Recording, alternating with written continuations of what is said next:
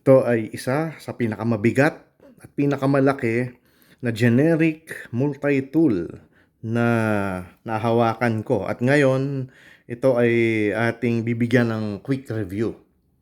So, bago natin ito bigyan ng sukat, no? Yung haba, lapad, bigat, pakikita ko muna sa inyo, iikot ko itong multi-tool na ito para makilatis natin ang kanyang kalidad. Yan.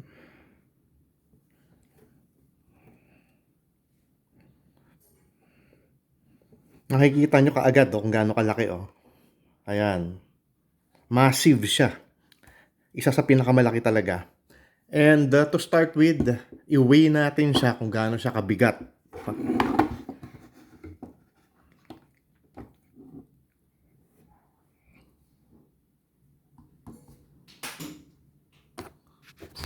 Yan siya, no? Ang bigat niya ay 341 grams. So talagang mabigat siya. Well, hindi naman nakakapagtaka, no, na mabigat siya dahil malaki siya eh. Yan, ang laki niya, actually, And tingnan natin kung gaano siya kahaba. Ang haba niya is 12 centimeters. Ang lapad niya ay 4 centimeters at ang kanyang kapal ay 2 centimeters. Yan. Ngayon, paano ba natin sisimulan to? Siguro dito, no? Kasi ito yung medyo prominent sa kanya eh. Meron siyang parang malaking bakal na nakausli dito, no? Na pwede mong gamitin ito para ipangdikdik eh. Para siyang maliit na martilyo eh. And okay lang kasi mabigat siya eh. 341 grams. Mabigat ito para sa isang multi-tool eh. Hindi ito kayang ibulsa basta-basta eh. Dapat ito talaga ilalagay mo sa pouch or sa bag. So, okay lang na mabigat siya at nilagyan nila nitong parang pamukpok, parang maliit na martilyo na tingin ko kaya naman pumukpok nito ng maliliit na pako, no? Dahil mabigat nga itong tool na to eh. At kung nasa sitwasyon ka siguro na ikaw ay nasa camping, magandang ano lang, no? Para sa akin lang, no? Ito, magandang pandikdik ng ano to pag magluluto kayo. Dikdikin mo yung bawang, sibuyas, luya. So, yan ang isang function nito. Aside sa pwede ka magpukpok ng tawag dito, ng pako. And, ito, no? Meron siyang built-in na side pocket clip. Pero sabi ko nga, napakalaki, napakabigat. Parang medyo mahihirapan ka ilagay ito sa side pocket clip ng pantalon mo. So pwedeng, para sa akin lang hindi siya plus. Actually nakadagdag to ng bigat. Pwedeng wala ito kasi nga sa laki ng multi-tool na to. Ano pa ba, bago natin kalikutin yung ano, no, yung ibang tool. Ito, meron ako nakita dito, no. Ito, meron siyang glass breaker. Yan. Pampukpok pag magbabasag ka ng salamin. Well, kung gagamitin mo siyang weapon, pwede rin dahil matulis siya. At the same time, pwede rin ito. No, dahil matigas yan, pwede mo rin gamitin as a self-defense weapon. Okay, open natin siya. So makikita nyo na yan siya. No? At malaki talaga ang tool na to. Spring-loaded yung kanyang plais. And meron siyang, of course, may kasama siyang cutter. Wire cutter. Yan.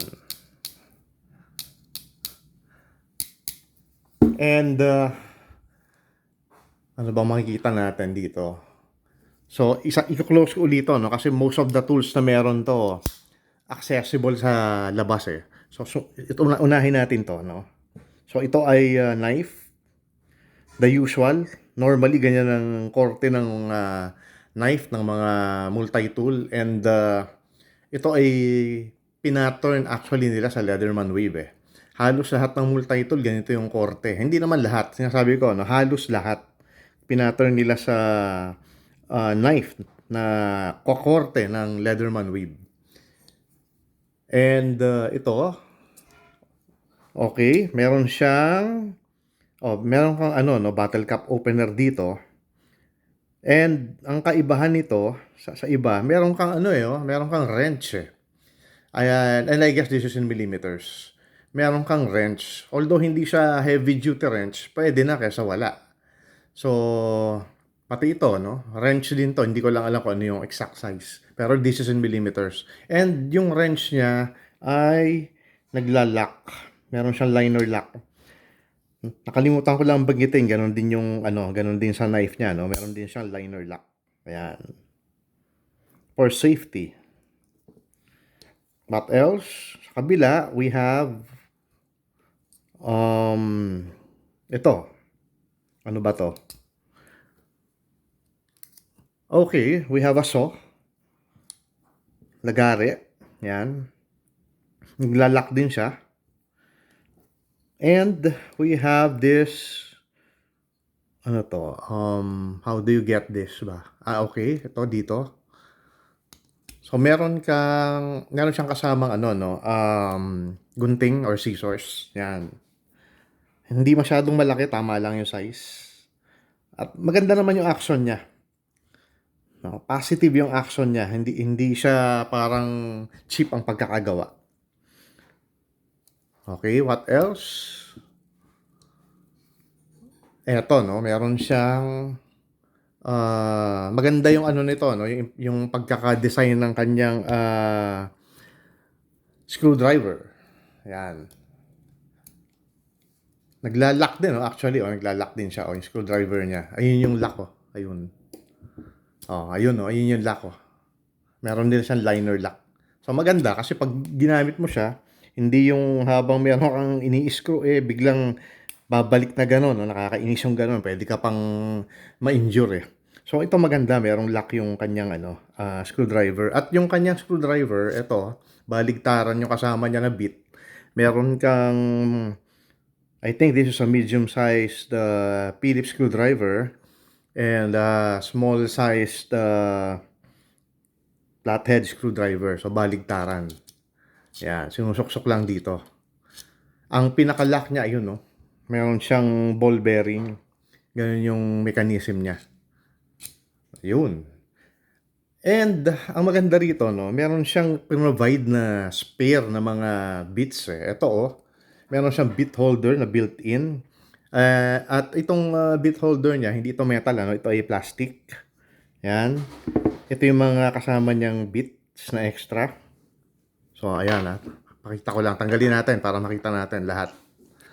'Yan.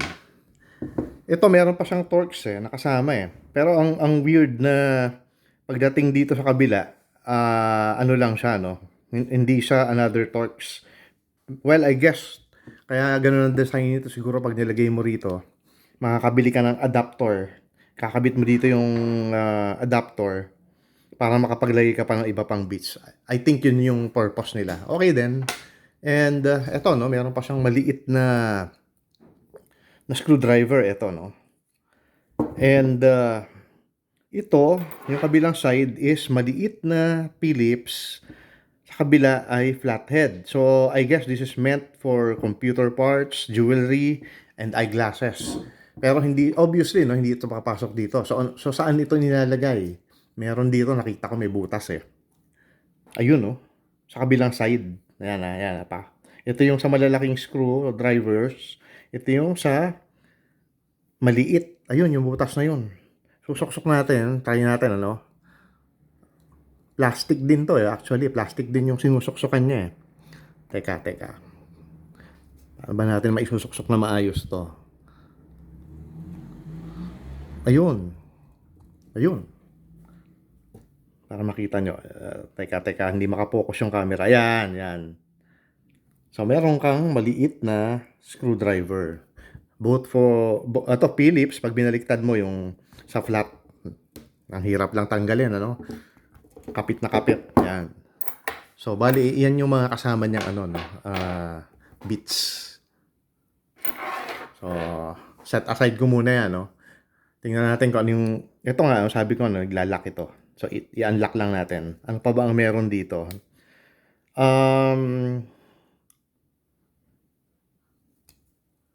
Okay, parang meron akong na-discover dito. Ito. Meron siyang tweezer or tsani. Okay din ano, ha?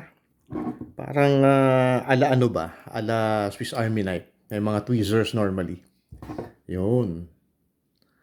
So, okay ito 'no, okay ito na meron siyang pre-provide na tweezer, meron siyang pre-provide na mga extra bits na meron siyang built-in 'no, na built-in actually meron siyang lagayan kasi, eh. May built-in na lagayan 'tong mga bits na 'to, eh. And, maganda na yung pinakamekanismo niya, eto 'no, yung pinakamekanismo niya na kung saan inilalagay yung screwdrivers, halimbawa ito 'no, nagla-lock. Yun ang maganda ron, eh. Yun.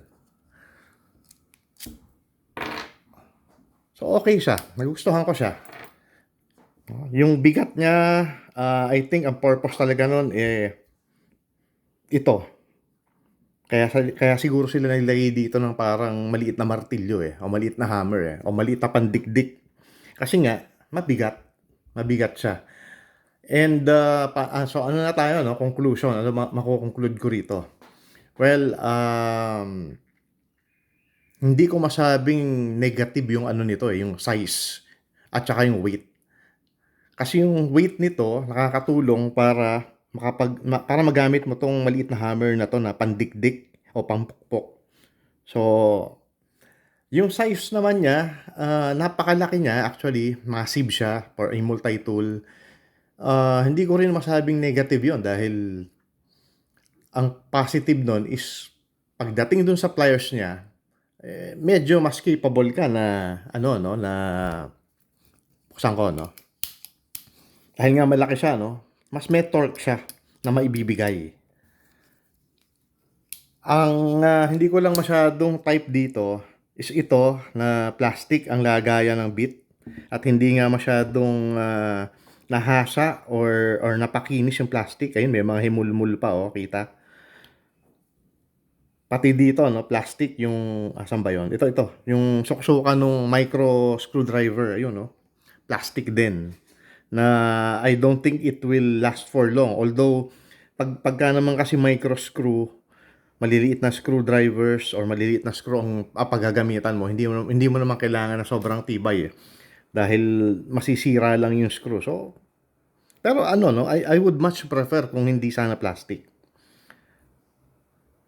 So, ito plastic din 'no, yung pinaka tawag dito, handle para mahawakan mo yung gunting niya, plastic din, eh. So, ano ang conclusion ko dito? Well, ang hirap magbigay ng ano 'no, ng conclusion, eh, dahil meron akong hindi mga nagustuhan kagaya nung plastic parts at saka isa pala 'no, nakalimutan ko i-mention, napansin ko na hindi masyadong maganda yung ginamit na metal dito, eh, yung pagka-stainless steel niya. Nung nakuha ko 'to may mga kalawang na. Tinanggal ko lang yung kalawang and I think totoo namang stainless steel 'to. Ang problema lang, kulang yung mga metal na yung kumbaga hindi maganda yung pagka-alloy niya, eh, para maging mas matibay siya na stainless steel. So, kung gagamitin mo 'to, lalo na kung mababasa siya o mapapawisan o lalagyan ng acid, halimbawa sa mga prutas, alam mo acidic ang prutas, di ba? Naghiwa ka ng mangga or calamansi or lemon or lime. Don't forget na hugasan mo siya agad. No? Sabunin mo, hugasan mo, and pag itatago mo, lagyan mo ng konting light oil. Kasi yun nga eh, hindi nga masyadong maganda yung ginamit na stainless steel dito eh. Pero ito yung bang mga bagay na yon, yung mga negatibong bagay na yun ba ay ma-o-offset? Well, in a way, no, ma-o-offset kasi mura lang kasi ito. So I think, kung I remember correctly, ang pagkakabili ko dito is around ano lang eh, ₱950, something like that. So, pwede na rin, pwede na. So, ito yung mga multi-tool na panglaspag mo eh. Hindi ka manghihinayang na mawala, hindi ka manghihinayang na masira, no? Kasi ano siya, hindi affordable siya. At the same time, gaganahan ka rin namang dalhin kahit mabigat dahil capable naman siya. Marami kasi siyang tools na kasama na mukhang heavy duty naman. No? At madaling gamitin yung plus na plus ito, no? Yung screwdriver niya dahil nakita niyo naman kanina, naglalak yung mekanismo ng screwdriver para maano ko to para magamit at madali siyang gamitin. So, ito pa pala, no? Meron siyang kasamang heavy duty pouch. Heavy duty kasi talagang makapal at saka padded siya ng konti. Maganda yung quality ng pouch actually. Mas maganda to kaysa dun sa mga normally na nakikita kong pouch na ginagamit ng ibang multi-tool. So ito mukhang heavy duty. Which is apt, which is okay na bagay dito sa multi-tool na to dahil ang multi-tool na ito ay napakabigat, napakalaki, at heavy duty rin naman kahit papaano. So that's my review for this tawag dito, no? Colossus. A Colossus of a generic multi-tool. And thank you for watching and watch out for more reviews ng mga multi-tool, tools, and adventures and classical guitar music at iba-iba pa. So thank you so much.